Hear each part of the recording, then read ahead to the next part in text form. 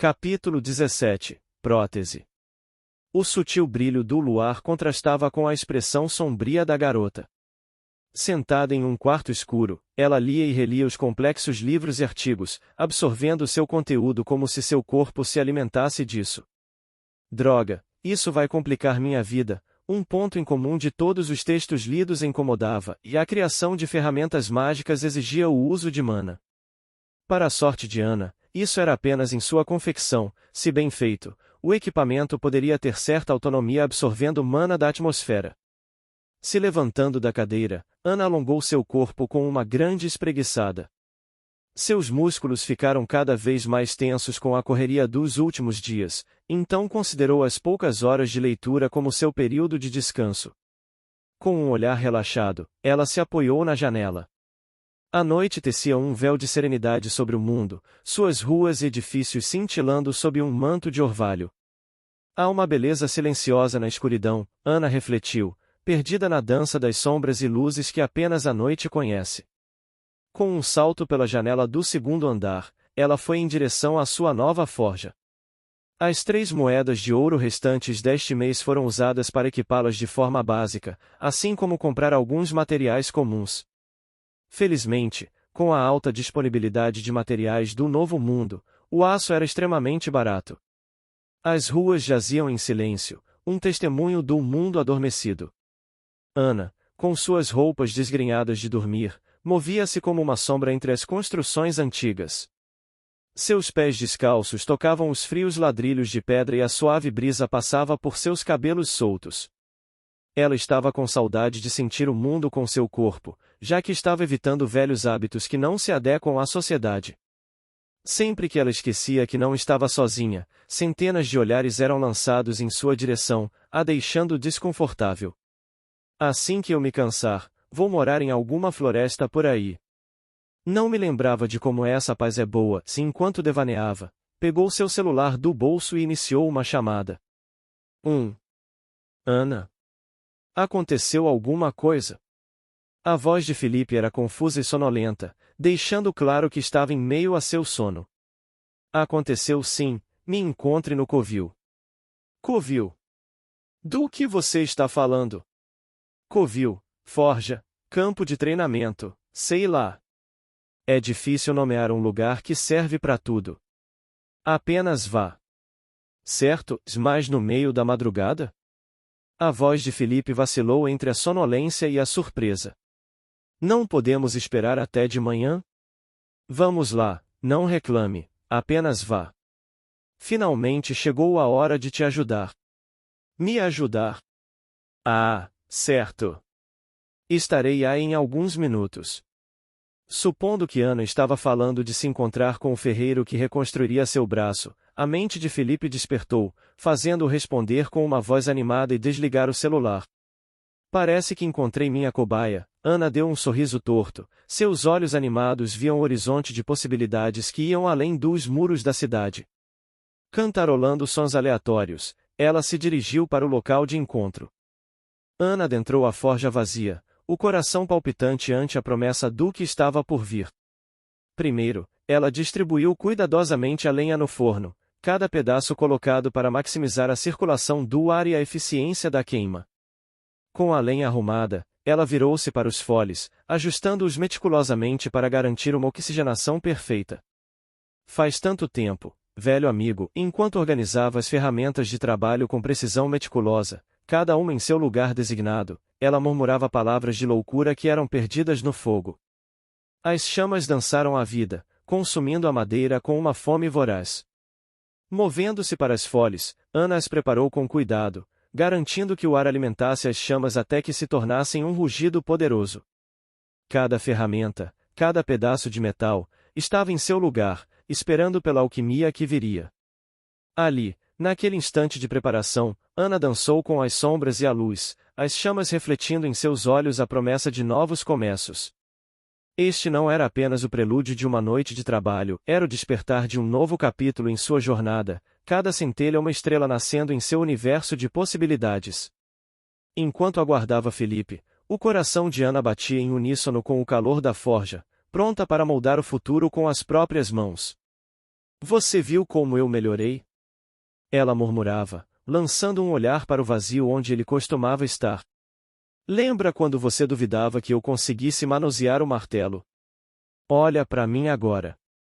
Uma risada era compartilhada com o ar, sua visão ficou borrada com lembranças, vendo sombras que não existiam acenando pelos cantos. Naquele momento, alguém entrou pela porta principal, quebrando seus pensamentos de insanidade. Oi, Ana, estou aqui. Vendo a forja já preparada, sua animação cresceu ainda mais, cheia de antecipação. Você conseguiu contato com o ferreiro que me disse? Posso conhecê-lo? Ana ficou sem entender por um momento, até lembrar que não havia esclarecido o mal-entendido de antes. Com um giro e uma profunda reverência, ela se apresentou novamente ao homem de um só braço.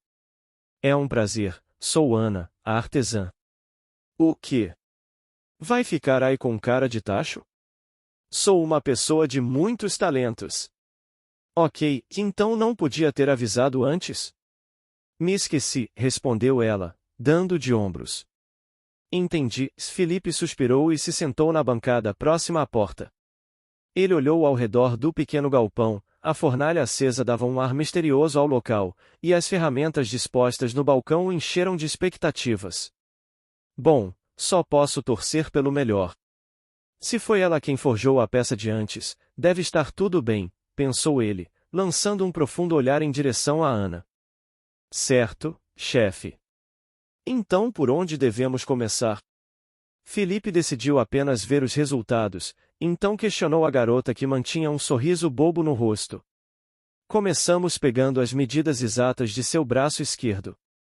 Depois, seguimos para a fornalha, vou modelar a prótese em aço.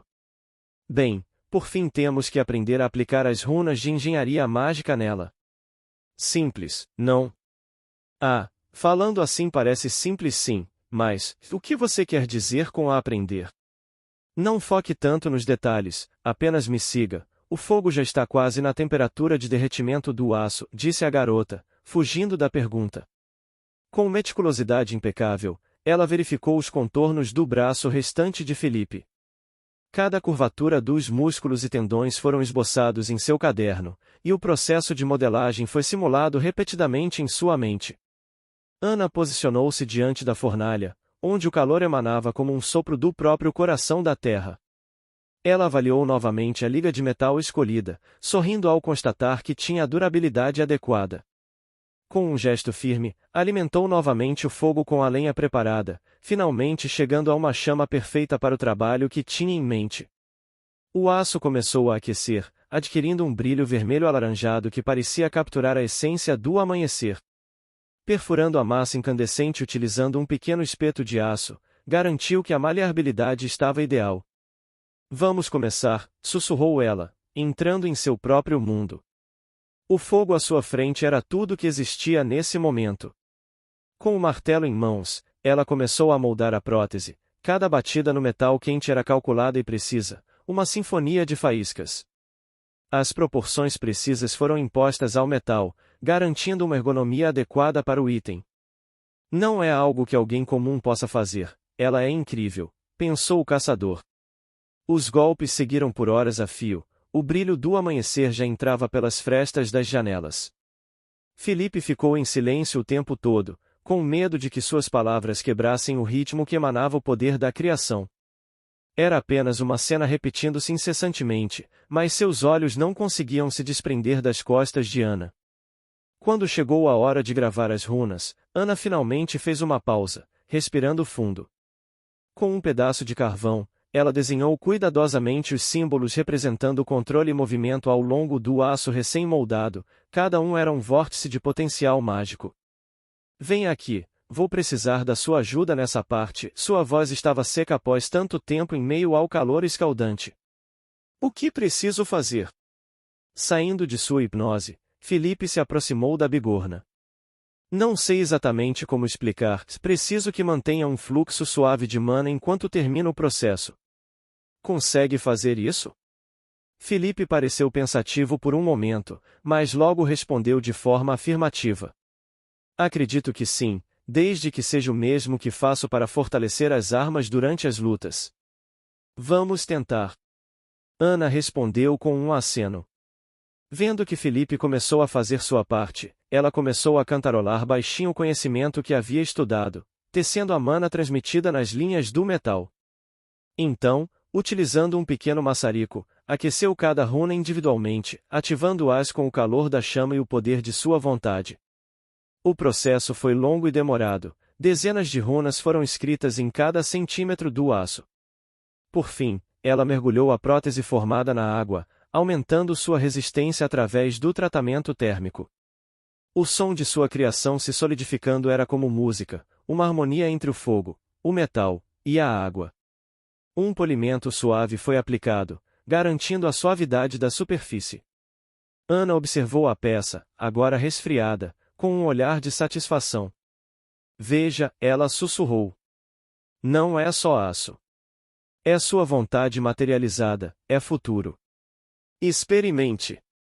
Ela havia criado não apenas um substituto para um membro perdido, mas uma obra de arte que encapsulava a essência da magia, da ciência e do espírito humano. A prótese, agora completa, brilhava sob os primeiros raios de sol, um testemunho do novo mundo representando o poder de transformar sonhos em realidade. Felipe a colocou cuidadosamente em seu ombro vazio. Uma estranha força de sucção comprimia a peça contra seu corpo, trazendo uma sensação de união que não condizia com algo feito de metal. Era como se seu braço tivesse voltado a existir. É surpreendente, murmurou ele, uma clara admiração adornava sua voz. A ponta dos dedos do novo braço tremiam levemente. Mas, não parece funcionar. Os dois se encararam por um momento. Um sorriso torto apareceu em seus rostos e uma gargalhada inesperada provinda do cansaço preencheu o ambiente. Não é como se eu esperasse conseguir de primeira. Nada nunca é tão fácil para mim, com um suspiro longo, Ana jogou a prótese de volta na fornalha. Esse vai ser um dia bem longo.